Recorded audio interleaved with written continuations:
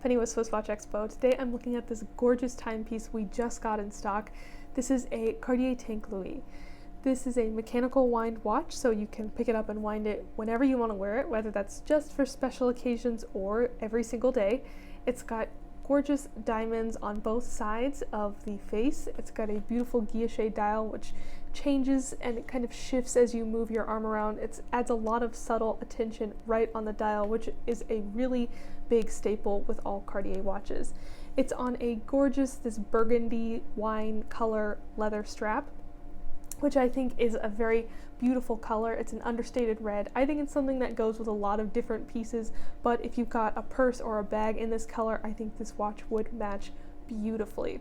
It's a rose gold timepiece, so that means it's kind of a warmer color than a yellow gold. I think it's a very much more modern choice of gold.